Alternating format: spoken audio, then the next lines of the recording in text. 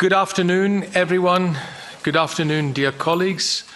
We will continue today's AFET Committee meeting.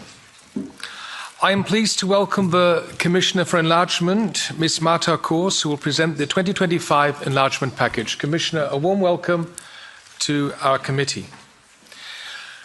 Dear Marta, I would like to thank you for joining us right after the adoption of the package by the College. This is a good tradition, and it's good that you are maintaining exactly this tradition. We look forward to hearing the Commission's assessment on the way forward for the 10 countries aspiring to join our European Union, namely the 6 Western Balkan countries, Moldova, Ukraine, Georgia, and Turkey. This assessment is particularly timely as we have seen important developments in the accession process of some of the candidate countries in the past years, for instance, the closure of additional chapters for Montenegro, the opening of new negotiating clusters for Albania, or Moldova and Ukraine completing their respective screening processes. At the same time, dear colleagues, challenges related to the pace of key reforms and other hurdles, of course, remain. I will keep it there. We have exactly 1 hour. Already now, I have to tell you, not every single colleague will be able to take the floor. Simply the time isn't there, but we will have enough time at a later stage to discuss our enlargement reports, the drafts in detail. I now give the floor to you, dear Commissioner, 15 minutes. Hopefully that will be enough to briefly assess the situation and also discuss efforts to move the merit-based accession process forward. Please. Thank you, dear Chair, David McAllister. Honourable members, yes, I came right after the College, and it is right so. This is my committee, and it is not just the duty. It is always nice to come and discuss with you, especially about this important document, which is 25 enlargement package. And throughout the last year, I have always found a strong support for our enlargement policy in this House, and I think that we have many things in common, that we all are going the way of being strict, fair, but also engaged, and I appreciate this a lot. This report, or all the reports on the country, should be read against the background of a rapidly transforming geopolitical landscape. Today, we Europeans need to do a lot more to take control of our continent, to defend our democratic values and to protect our own security. And this can only be done successfully by working hand in hand with our neighbours, and especially the candidates, to create a strong, stable, secure and united Europe based on shared values and principles. Only if we complete the unification of Europe can we ensure peace, freedom and prosperity on our continent, meaning fulfilling or working based on the reasons why our European Union has been established. Only together with all those who share our values ensure Europe has an independent voice in the world. Overall, 2025 was a good year for our work with candidate countries. There have been significant advances on the EU path achieved so far by Montenegro, Albania, Moldova and Ukraine. This shows that reforms pay off. This should serve as a strong motivation for all countries engaged in the process. The EU has also stepped up gradual integration, including through the Ukraine facility and the growth plans for Western Balkans, and Moldova also supported in this Parliament. These new instruments recognise the geopolitical reality that we need to think more broadly about our work with aspiring members and grant participation in various policies and programmes before EU membership, provided they meet the conditions. We are already successful in several important areas, such as integration into our energy markets. The energy resilience packages with Ukraine and Moldova are a good example. They are integrated them into the EU energy market by 2027. Work is also progressing on alignment with EU technical standards and certifications, and this will expand the single market and strengthen pan-European value chains. Some candidates have also joined the Single European Payment Area, SEPA, and we are progressing on roaming. These integration steps take place in exchange for reforms in the relevant policy areas, but they should be reserved for those who at the same time uphold the rule of law, fundamental rights and democracy, while also working on the alignment with the common foreign and security policy. May I add here, and this goes beyond the scope of the enlargement reports, that we should also apply the same logic of integrating our future members early to the activities the Commission is planning now. So a new momentum of the gradual integration is cooperation on the field of the following documents. And all of them have to do with how to safeguard our democracy. In the next week, the College will adopt the European Commission, the so-called Democracy Shield. How can we preserve our democracy? And we will include the candidates into this. One part of this will also be, for the first time ever, the European Commission will adopt the civil society organization strategy. How, with the help of civil society, we could protect democracy, and what our President has been announcing, media resilience plan. Resilient media being an important part of every democratic system, and of course especially in fighting disinformation and manipulation of information. Honourable members, enlargement can only be successful if it will make our union stronger. To achieve that, we need more progress on two main pillars. First pillar is that future member states must prepare for the responsibility of member states completely. And second, we must prepare our union for a larger EU. This goes hand in hand. Given the pace of some candidate countries, successful enlargement, and this is really my day today, is a realistic possibility within the coming years. Our candidates have ambitious goals. Montenegro wants to finish negotiations at the end of 26, Albania at the end of 27, Moldova and Ukraine in 2028. For me, ambitions are more important than years or dates, and the Commission is supporting those ambitions. For this year, I can say that these four candidates have matched their ambitions with concrete actions. So what happened? Montenegro is the most advanced and has made significant progress towards EU accession, and it is at the same time the most prepared country. The country produced tangible results on required reforms while remaining firm on its EU strategic orientation. Since the last report, 2 intergovernmental conferences have taken place, closing provisionally 4 new chapters, and more, up to 5 or 6, are still expected to be closed this year. Albania has made unprecedented progress since the first intergovernmental conference in October 24. 4 more clusters were opened over the year, and the remaining cluster is still to be open in November. This outstanding result is a clear recognition of the firm political commitment of Albania and the clear EU aspirations of its society. 91% of citizens are supporting EU membership. Albania continued to make progress in reforms under the fundamentals cluster and is preparing to deliver the interim benchmarks for it by the end of the year. Moldova has progressed on its accession path with accelerated speed and significantly deepened its cooperation with the EU despite the continuous hybrid threats and attempts to destabilize the country and its EU course. And it is the country which made the most progress in just 1 year. Amid the challenges caused by Russia's war of aggression, Ukraine has demonstrated its commitments to its EU path, moving forward on key reforms. Steps already taken are laying the foundations for recovery and opening space for greater private sector involvement. It will be essential to sustain this momentum and prevent any risk of backsliding, in particular anti-corruption.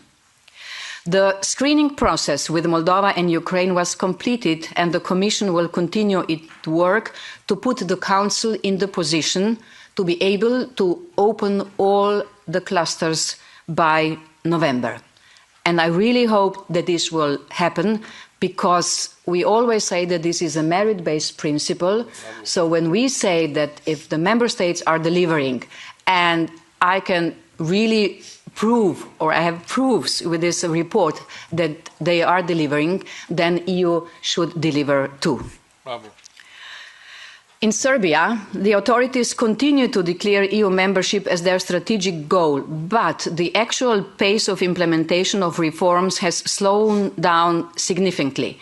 While some recent positive developments are noted, Serbia needs to deliver on credible reforms across the board, most importantly in the area of fundamentals. We also need to see further progressive and stronger alignment with the Common Foreign and Security Policy, CFSP. For all the candidates, 4 countries of the Western Balkans are fulfilling CFSP with 100%. Kosovo we are not measuring. Then we have Ukraine with 99, we have Moldova with 98, and Serbia with 62.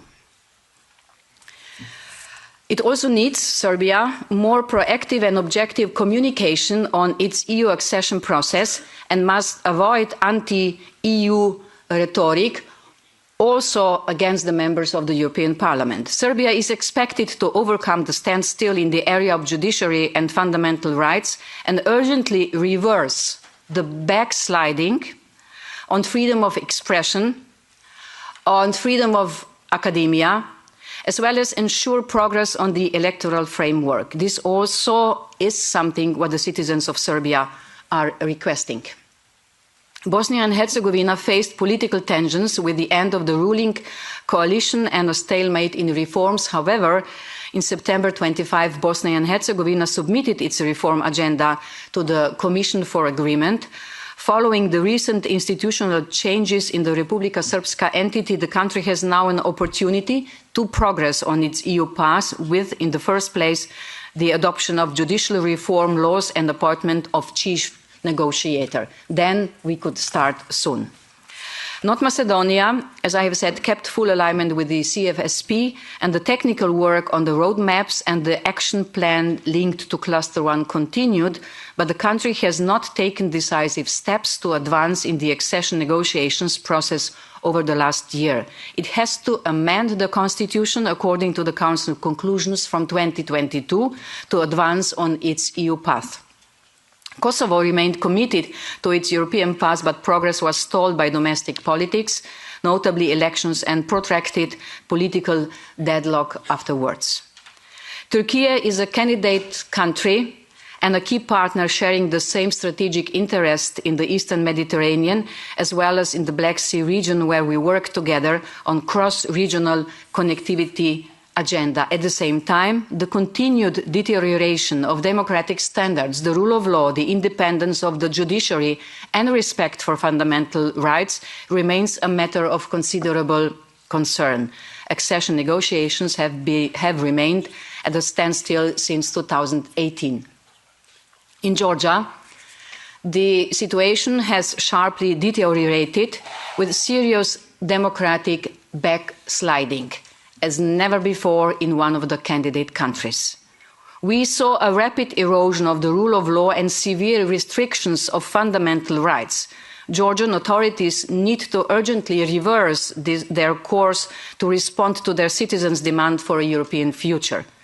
Following the last year's European Council conclusions that the Georgian government's actions have de facto led to a halt of the pre-accession process, and in light of Georgia's continued backsliding on the fundamentals since then, the Commission considers Georgia a candidate country in name only. The coming year will be a moment of truth for all candidate countries, but especially those that presented ambitious plans to complete negotiations. High ambitions come with high expectations on reforms. They need to step up generally efforts to deliver lasting reforms, so it is not just ticking the box, that will enable a permanent transformation of their economies and societies to fully adjust to democratic standards and values. And this needs to be underpinned by compliance with the rule of law and fundamental rights and clear adherence to the EU's geopolitical orientation. At the same time, the EU is already taking steps to get ready for new members. And this is the second pillar of our work to make our union stronger. The Commission is working on the pre-enlargement policy reviews and reforms which assess the impact of enlargement on key policy areas. And if Montenegro maintains the pace of progress in preparations for EU membership, we will present a draft financial package for it. So, enlargement for real. Mm-hmm. Communication efforts in both member states and enlargement countries are being stepped up to discuss benefits and challenges of enlargement with citizens. This is something, dear members of the European Parliament, I'm really asking you that we do this together. We can't enlarge without the approval of the citizens of the European Union, and this is the project not only by the European Commission, but all of us. I will be very happy if we could cooperate in this. This communication will not be enough. We need to ensure that positive dynamics on the rule of law, democracy and fundamental rights are maintained also after accession. That's why, and this is also put in the Commission considers that future accession treaties will need to contain stronger safeguards while keeping the fundamental principle of equality. What kind of safeguards? This will be a discussion once we will publish the results of the pre-enlargement policy reviews and reforms, and we have to include all of you and all the member states. This is to avoid any backsliding on commitments, I'm speaking with the new member states, taking during the accession negotiations. Future enlargements can only be successful if we ensure that the highest quality of reforms and put safeguards in place that reassure our citizens that the integrity of our union and democratic values are ensured. Each previous enlargement has made our union stronger, and this success relies on readiness. So let us not shy away from having the necessary discussions on how we can make sure a larger union will be the stronger union we need. And I hope I can continue to count on the support of the European Parliament and on all of you, and that we continue our very dynamic cooperation.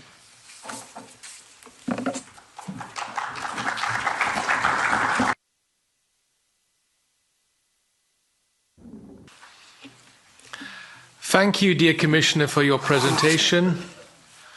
Very precise, straight to the point. We now start the Q&A session, starting with the coordinators of the political groups, followed by a second round of our standing rapporteurs for the enlargement countries. The AFET coordinators have a speaking time of 2 minutes. And for those of you who are not familiar, 2 minutes are 120 seconds. And today there will be no discussions. 120 seconds is 120 seconds. Please stick to your speaking time. Be as collegial as possible. Michael Gahler, to begin with 2 minutes. Thank you very much, and apologies that I was some minutes late. Now, thank you for this very precise overview with regard to the different countries. I think there is the same rules have to apply. That is very clear. And we have challenges of different kind in different countries. When I look to Ukraine, a country in full-scale war, and still trying and managing to be on this enlargement track, I think we see in different countries also different ways to react. I'm confident, I'm happy that, for instance, in Ukraine, they react on mistakes when they make and rectify or correct it. What we've seen in the anti-corruption bodies over summer, that has been corrected to a large extent. I think I would wish that that happens everywhere. When I looked on a country like Serbia, I have the impression that, well, there is backsliding and there is a situation where in the polls that go there, that the largest problem for people in the latest poll is corruption. So that is something that you cannot always quantify in the procedures that we follow by technocratically assessing the progress. So my question is that being factored in not only in Serbia? For instance, in a country like Albania, we have so much organized crime apart from progress that is also happening. So how would you, so to say, address this factor of corruption and organized crime in, so to say, evaluating the real progress on the ground? I think that is a question that we need to answer to. I've put two examples of countries now, but there are others, a principal problem that we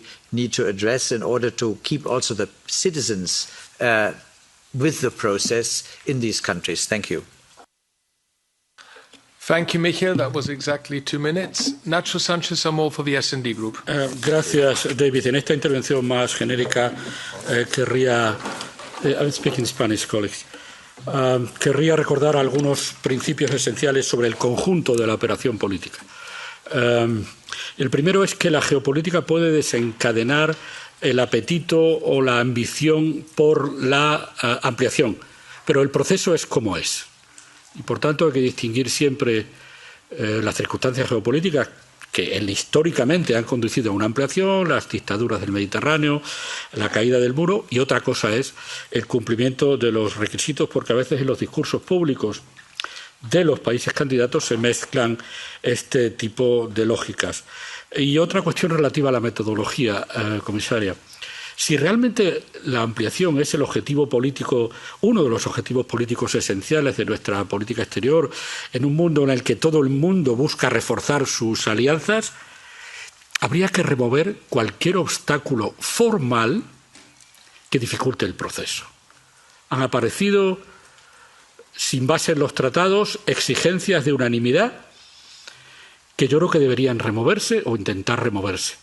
Porque si realmente el objetivo político es ir a una ampliación y si nuestros países candidatos están cumpliendo los requisitos por los que se examinan, no puede ser que haya dificultades en nuestros procedimientos internos para alcanzar el objetivo político de esa necesaria ampliación de la Unión Europea. Muchas gracias. Thank you, Nacho. For the Patriots Group, Antonio Tanja Correa, please. Thank you, Mr. Chairman. I'll speak in Portuguese. Senhora Comissária, nós somos, em princípio, favoráveis ao alargamento da União Europeia. No entanto, o alargamento só fará sentido se a União souber cuidar primeiro da sua própria coesão. Há Estados-membros que continuam a ser esquecidos. Portugal é um exemplo evidente. Depois de mais de 40 anos de integração, o nosso PIB per capita continua cerca de 20% abaixo da média europeia e a produtividade mantém-se entre as mais baixas da União. Isto mostra que, mesmo dentro da Casa Comum, há Estados a duas velocidades. Falar de novos alargamentos sem garantir que os atuais membros não ficam para trás é um erro que ameaça a própria credibilidade do projeto europeu. Sublinho também a unanimidade de um Conselho que é, para nós, inegociável. No dia em que ela for abolida, termina a soberania dos Estados europeus e começa uma Europa dominada por maiorias políticas circunstanciais. Quanto ao processo de alargamento, tem havido 2 pesos e 2 medidas. Dou um exemplo. Os Balcãs Ocidentais, depois de mais de 2 décadas de promessas, continuam à porta da União. Mas vemos como, por exemplo, a Ucrânia recebeu em 2 anos mais de 80 mil milhões de euros em ajuda europeia e internacional, enquanto os 6 países balcânicos juntos receberam menos de 30 mil milhões em 2 décadas. Isto mostra, evidentemente, falta de coerência e visão estratégica, porque uma Europa que não protege os seus, que não respeita a igualdade entre Estados e que abdica das suas soberanias não se alarga, desintegra-se. Thank you very much.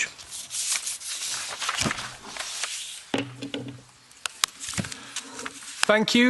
For the ECR group, Mr. Ghiadi, 2 minutes. Ευχαριστώ πάρα πολύ. Θα μιλήσω ελληνικά. Είχα σκοπό να ξεκινήσω με αναφορές στα Σκόπια, το Κόσοβο και τη Σερβία με αφορμή την πρόσφατη επίσκεψή μου στη χώρα. Αλλά δυστυχώς η αναφορά σας, κυρία Κος, προκαλεί και θα είμαι έντονος. Έχετε αναφέρει ότι η κατάσταση με την ένταξη της Τουρκίας παραμένει προβληματική, καθώς μειώνεται ο μη σεβασμός των ανθρωπίνων δικαιωμάτων και το κράτος δικαίου. Μόνο αυτά είναι τα προβλήματα, κυρία Κος? Φυσικά έχετε πει ότι μοιράζεστε κοινά συμφέροντα στην Ανατολική Μεσόγειο με την Τουρκία. Ποια είναι αυτά? Η παρεμπόδιση του Great Sea Interconnector, η επίθεση σε γαλλικά και ιταλικά πλοία, η αμφισβήτηση της Κυπριακής ΑΟΣ ενάντια στο δίκαιο της θάλασσας, το τουρκολιβικό μνημόνιο μήπως, ή η κατοχή της Κύπρου? Απέναντι στην Ευρώπη των συμφερόντων, εμείς απαιτούμε την Ευρώπη της αλληλεγγύης και της στήριξης. Γι' αυτό ζητώ να καταδικάσετε την τουρκική εισβολή στην Κύπρο.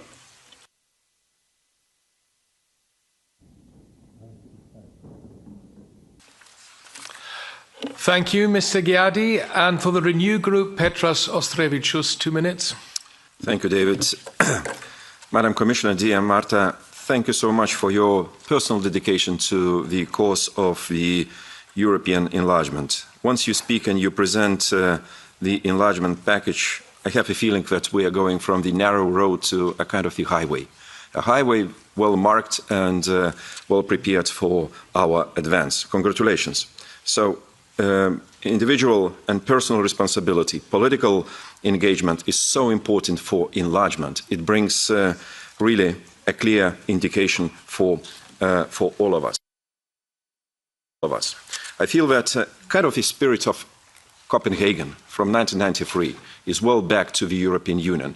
And those criteria, as you know, I mean, objectively based. So that's why let's keep this track ongoing. Well, I really noticed your right words on conditionality, what comes to the enlargement. Indeed, rule of law, democracy, I mean, they have to be well preserved. Let's look for best means we can implement and do it in a good way.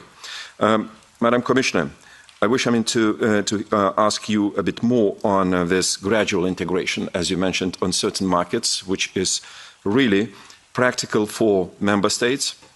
And this is a kind of the win-win situation for all of us. I mean, we're enlarging our markets, we get an access. There are more possibilities for member countries' investments, businesses, both sides. So that's why let's go on this gradual integration as much as possible with technical and practical kind of achievements in this way. Again, I noticed your good point on communication and public awareness. I think the European Parliament must more engage with the national parliaments of the candidate countries as well as member states, conveying right messages at the right time in order to promote reforms agenda and to ask those countries to obey all of that. Thank you. Thank you, Petros. Now, for the Greens, Willy Søndal is on my list. You're replacing him, please. Exactly. I will step into his shoes. Thank you very much for the floor. Vladimir Pavlovich is my name.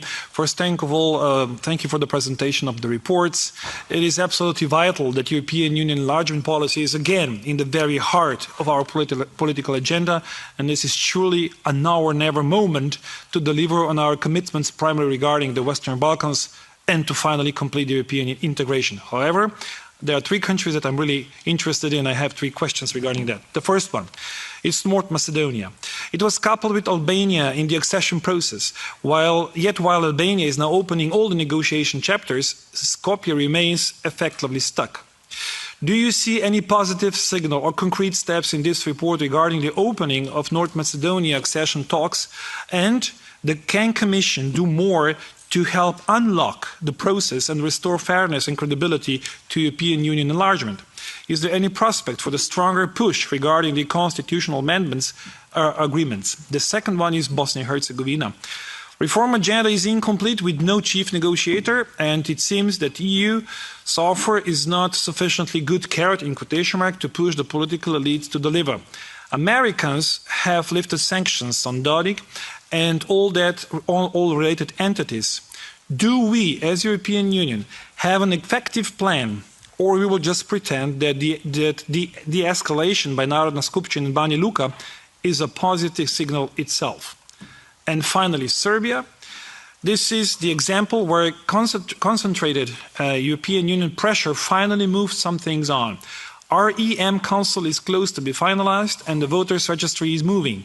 This is an example, and a good one, where European Union conditionality and our joint effort can move things. I invite you to be as careful as you were now, and not disburse any funds under the growth plan as long as we don't see any concrete results and implementation of these reforms. Thank you very much. Thank you, dear colleague Prevelic. And now we come to the left. Mark Botenga? No, then he's replaced by Georgios Georgiou. Is that correct? Yes. Ευχαριστώ. I will speak Greek. Ευχαριστώ κύριε Πρόεδρε. Κυρίακος, ακούγοντας σας, μου γεννιέται μια βασική απορία. Διεύρυνση με κάθε κόστος? Τελικά υπηρετούμε τις ευρωπαϊκές αξίες ή προσπαθούμε να εξυπηρετήσουμε στενά γεωπολιτικά συμφέροντα? Παίρνω ένα παράδειγμα. Την Τουρκία. Η Τουρκία παραβιάζει το κράτος δικαίου, το λέτε κι εσείς. Έχει υποτάξει τη δικαστική εξουσία στα συμφέροντα του κυρίου Ερντογάν. Έχει φυλακίσει σχεδόν όλη την αντιπολίτευση. Μιλάει για δύο κράτη αντί για επανένωση της Κύπρου, στη βάση των ψηφισμάτων του ΟΗΕ αλλά και αποφάσεων των Ευρωπαϊκών Συμβουλίων. Έχει καταρτήσει έναν παράνομο τουρκολιβικό σύμφωνο, παρεμποδίζει την ηλεκτρική διασύνδεση Κύπρου-Ελλάδας-Ισραήλ, έναν σπουδαίο σημαντικό επιχορηγημένο ευρωπαϊκό έργο, και την ίδια στιγμή η Ευρώπη ετοιμάζεται να της αναβαθμίσει την Τελωνειακή Ένωση, τη χαρακτηρίζει ως σπουδαίο σημαντικό στρατηγικό εταίρο και την έχει ανακηρύξει ως εγγυητή, αν είναι δυνατόν, της ευρωπαϊκής ασφάλειας και αν την Τουρκία. Και επιπλέον διαρωτούμε γιατί ακούμε, διαβάζουμε, παρακολουθούμε ότι ο κύριος Κώστα, ο πρόεδρος του Ευρωπαϊκού Συμβουλίου, προσπαθεί αυτά τα ανοίγματα των διαπραγματευτικών κεφαλαίων να τα πετυχαίνει με ειδικές πλειοψηφίες, να καταργήσει το βέτο δηλαδή. Είναι στις προτεραιότητες σας η κατάργηση του βέτο αναφορικά με τα ζητήματα της διεύρυνσης? Ευχαριστώ.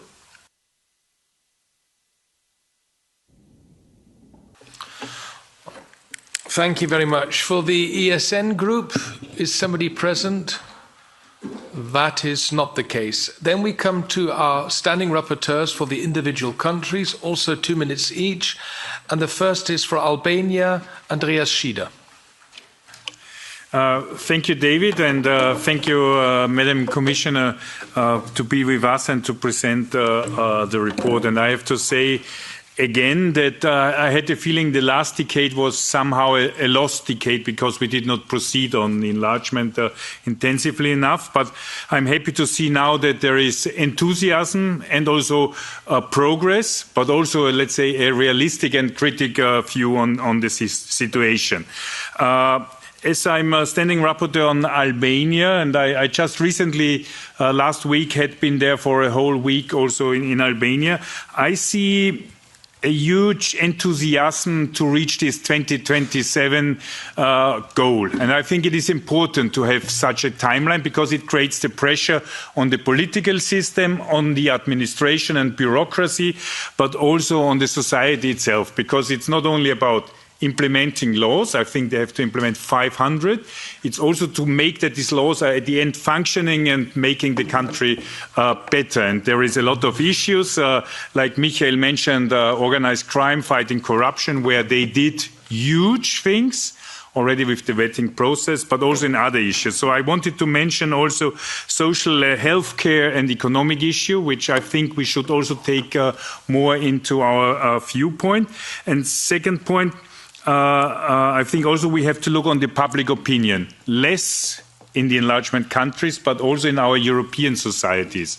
And I asked the representatives of the country, of Albania, to be more present in our society, but I think we have to take it also in mind that the opinion here is complicated. And last point, I wanted to mention that just recently, Albania was also integrated into SEPA, the European Money Transfer Union. And I think this is very important, not only for the diaspora, but for, let's say, all the economic relations with the country. And I learned that not all banks did implement it properly now, so I hope they will do also quite soon. Thank you, Andreas. For Bosnia and Herzegovina, Andrzej Kolar, 2 minutes. He's not here. I saw him today, but okay, then he's not present. Then we move on to Kosovo. The rapporteur is Riho Terras. Riho, bitte. Thank you, David.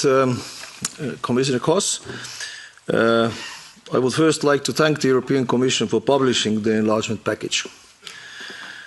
The past year for Kosovo has been extremely turbulent, as you already mentioned. The political deadlock following the general elections in February has practically paralyzed the activities of the government and National Assembly.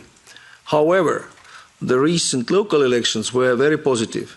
Democracy is working in Kosovo, and our task is to support democracy processes. The European Union has a very important role to play in assisting Kosovo, given the current global situation.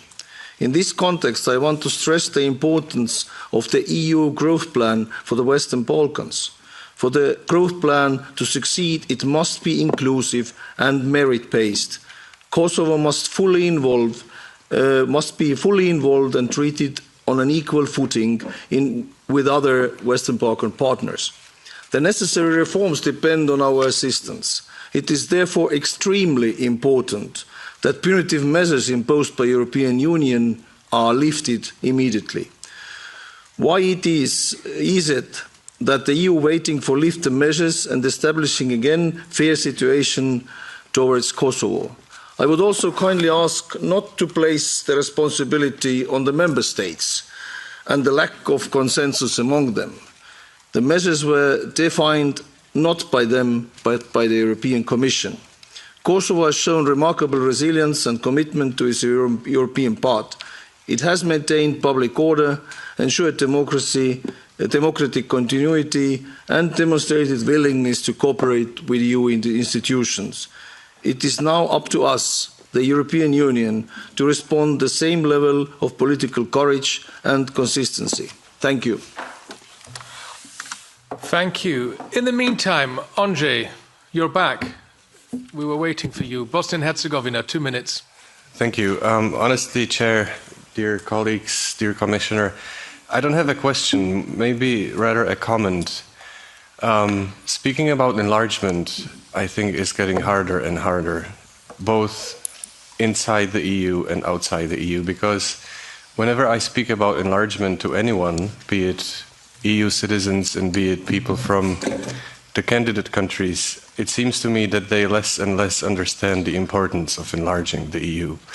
And people start asking questions, why is it actually important and why do we keep up this idea of enlarging the European Union when we have many other problems and we should face problems like not having enough cash to pay all the bills that we need to pay. And I think that maybe it's time to somehow try to explain to the citizens of Europe that enlargement is a very important security issue, and that it is of utmost importance to actually maybe speed up the process, because to what I see, to my view, many people from the candidate countries have lost the belief, the trust in the enlargement and in the EU as such, and they see it maybe as a game that we play with them in sort of postponing the process further and further on. Thank you very much. Thank you, Andrzej. Now we come to the Standing Rapporteur for Montenegro, our colleague Marian Šarec. Dear Commissioner, dear Marta, thank you for your comprehensive presentation of the report. I have not read the report in detail, but I can say it reflects fairly steady progress by Montenegro in almost all areas. I believe that, technically speaking, the negotiation process is going well, that the Montenegrin negotiation team is doing an excellent job, and that the government is aware of the importance of this moment. Of course, the process is not without difficulties, which are often caused by the internal political, or rather socio-political, developments in Montenegro itself. These create tensions and make the process more difficult, even though all political groups support it at the declarative level. That's as far as Montenegro is concerned. On the other hand, we also face challenges at the level of the European Union, which we must overcome, since enlargement during this mandate is essential. The idea of reforming the European Union before the accession of new members has been circulating for a long time. Realistically speaking, the only countries ready for membership, or almost ready, are Montenegro and Albania. For me, what matters is that enlargement happens, with or without reform. If we are capable of carrying out the reform, I have no objection to it, but I do not want to see a stalemate on the EU side. I also believe that the time has come to start preparing the association agreement. What do you think about this? Thank you very much, and you can always count on us. Thank you. The Standing Rapporteur for North Macedonia, Thomas Weitz, is not present, so we move on to Serbia, Tonino Picula. Thank you, David. Welcome, Commissioner Kos, dear Marta, and thank you for your presentation. I welcome also more determined and clear tone on enlargement as such, and particularly state of play on Serbia. Over the past year, the Parliament has repeatedly warned about growing polarization and erosion of democratic standards in Serbia. Just 2 weeks ago, we adopted a resolution condemning state-influenced violence against peaceful demonstrators, intimidation of journalists and civil society, and misuse of surveillance, while calling for genuine electoral reform. These are not abstract concerns. They reflect concrete realities that have affected the lives of citizens across Serbia. Corruption and impunity are not just political problems. They are social injustices that weaken institutions and drain public trust. We will still need some time to analyze all details of your report. However, it seems that the report before us confirms what many of us have long argued. Serbia's leadership must show real political will to advance decisively on its European path. Declared commitments is no longer sufficient. Reforms must not only be promised, but implemented, particularly in the fields of media freedom, judicial independence, and the creation of fair electoral conditions fully in line with the OSCE ODIHR recommendations. The negative campaign towards the European Union, including by senior Serbian officials and pro-government media, has become increasingly hostile, spreading disinformation and undermining citizens' trust in the Union. Full alignment with the EU foreign and security policy also remains a prerogative. A candidate country cannot balance between incompatible alliances. Genuine, result-oriented engagement in the dialogue with Kosovo is also of utmost importance. To conclude, my message to the Serbian authorities is: show real progress, not excuses. End intimidation, deliver reforms, and open space for civil society and free and fair elections. Thank you and good luck. Thank you, Tonino. For Georgia, Raza Yuknevichiene. Dear Commissioner, thank you for your personal strong conviction about how important the issue of EU enlargement is, not only for the candidates, but also for the security and competitiveness of the entire EU. Several colleagues in the room participated in the Euronest Assembly session in Yerevan last week. It seems that Armenia is becoming a leader of European hope for the South Caucasus region when Georgia looks like exactly what you just described. I want to invite you to respond even more boldly to the hand that Armenians are extending to us. We need to be realistic about Georgia. The Georgia dream will not return to the European path. This is the Kremlin's proxy regime. The measures we can take to help the people who have been fighting in the streets for European Georgia for almost a year are sanctions and restrictions on the free visa regime for everyone responsible, including to disinformation channels, one of which is still operating freely here. Russia Today's Sputnik are banned, but the GD channel Imedi operates freely here, spreading hate speech against European politicians. I want to know about EU assistance to civil society, because most organizations persecuted by the regime have not received any support so far. Thank you very much indeed, Raza, for your bold statement. Moldova is Sven Mikser's turn. Yes, thank you, Chair. Commissioner, thank you very much. My question is rather general, but also in this moment of time, I think Moldova specific. I think the Commission report is very good and first of all, a fair document. It gives praise where it's due, but it also provides a very detailed list of the outstanding reforms in different policy areas, the to-do list, if you wish. And indeed, the load of work ahead is huge in all the candidate countries, including Moldova. Now, very recently, Moldovan voters delivered a very clear, unambiguous, and a very positive signal at the elections regarding their commitment to the European path and to the reform agenda. And what is more remarkable, they did so in face of a massive interference and misinformation campaign coming from Russia. Now, you very rightly said that it's important that while enlargement must remain a merit-based process, it is also important that we, on behalf of the European Union, live up to our end of the bargain. Now, the Commission has assessed that Moldova, just like Ukraine, is ready to open 3 clusters, first, second, and sixth cluster.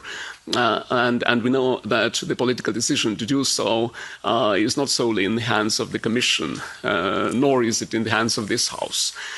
So my question is, what can we do what more can we do to make sure that we do not frustrate these very legitimate hopes of Moldovan people, but also people in other candidate countries when it comes to living up to our end of the bargain? Thank you.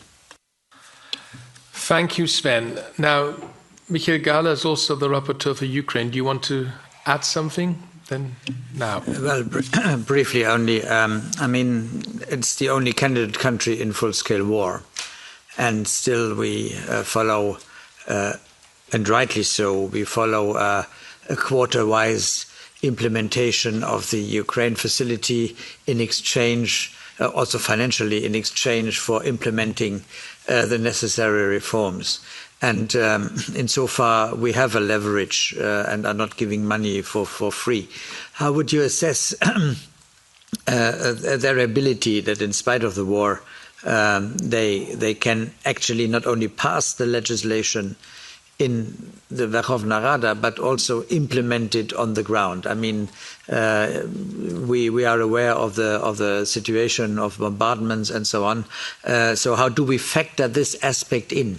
I mean, we cannot arguably expect that the same way to implement it as is if the country was in full peace. So is there a kind of political rebate when it is passed, or do we apply the same standard as if the country was indeed in full peace? And how do we respond to media reports that there are attempts, of course, in a way, from the government side or from the presidency to set certain standards or to set certain developments in place that are war-related, but have the impression that a kind of vertical power is set up, which might endanger the decentralization process. I think the decentralization is quite important to maintain, and are we working in this direction also to maintain it? Thank you. Thank you. Nacho, anything to add on Turkey here? Thank you, David. Because we have a report on Turkey means that Turkey is a candidate country. Probably it's good to remind Ursula von der Leyen, because she always forgets to mention Turkey among the candidate countries. My main message, dear Marta, we have to distinguish clearly the accession process to the other part of the relations with Turkey. And especially we have to deny the connection usually heard in Turkey, linking military security and defense to the accession process and the membership. This rationale of our military power is opening up the membership of the European Union. There are no shortcuts. We are still a club of democracies, and we want to stay that way. So no shortcuts. The current horrible situation of the accession process is a direct consequence of the blatant democratic backsliding in Turkey. No need to be depicted. Probably in the report is depicted more carefully. Then accession is about democracy. Partnership could be many other things, and you mentioned some of the part of the relation that we can develop with Turkey. But please never mix these two different logic. After many years, there is a question: why not to kill softly? Why not to offer a kind of euthanasia to the accession process of Turkey?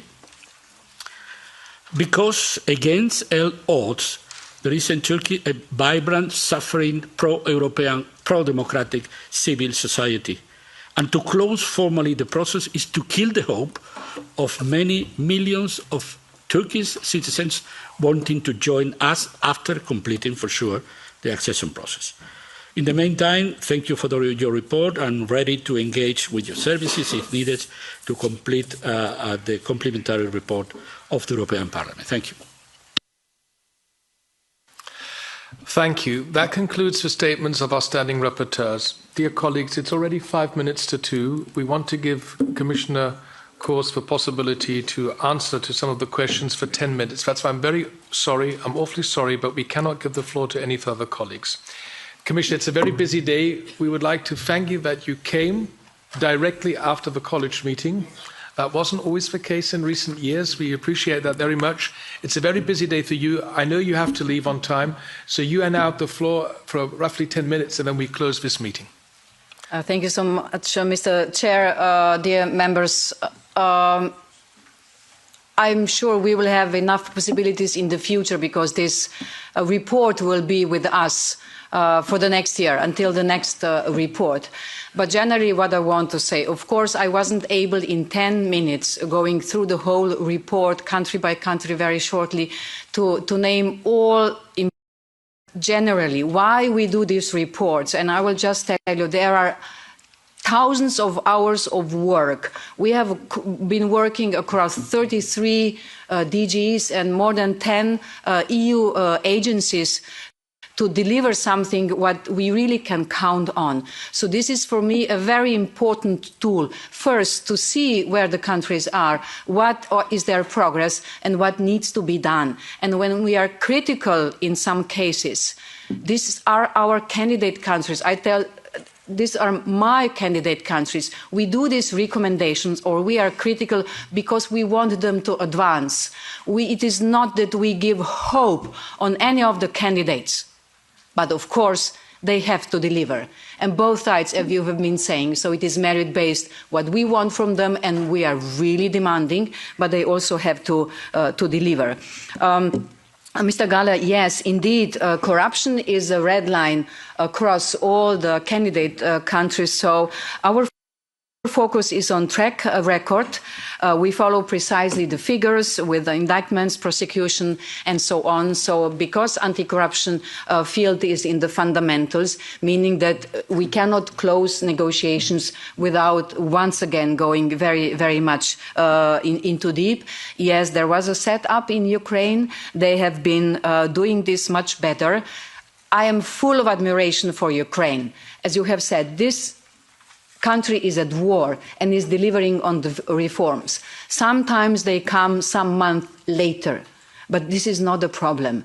I think that it is good that all the candidates feel that we are with them, that we also are offering the technical support, and they get it. It is not just about the money, but the money means sometimes really a lot, especially in establishing some agencies or institutions which haven't been there.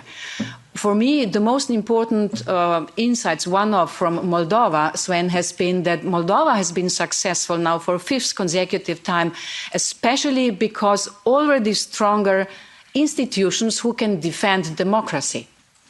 And this is the lesson learned for every of us. So it was possible to fight not just Russian propaganda, but everything what Russia was doing, also putting some, because they have judiciary system and institutions who have been able to fight against. And this is something we should work on all the candidate countries.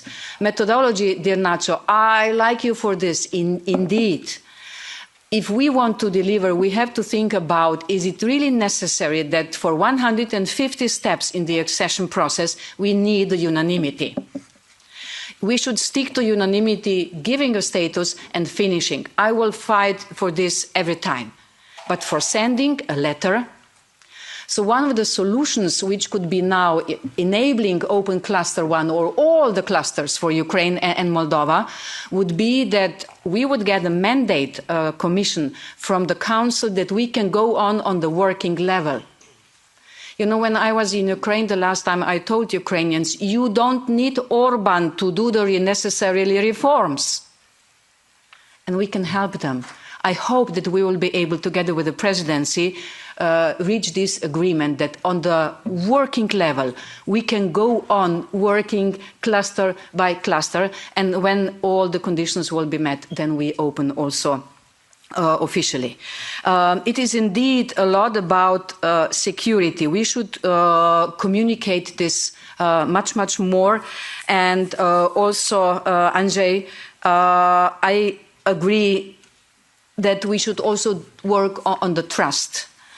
You know, I hear critics that we are just taking care of Ukraine and Moldova, but not the Western Balkans. I can understand this because it has to do with the approach to the enlargement in the past. But now it is not the truth. One of the proof is that 2 most advanced countries are from Western Balkans.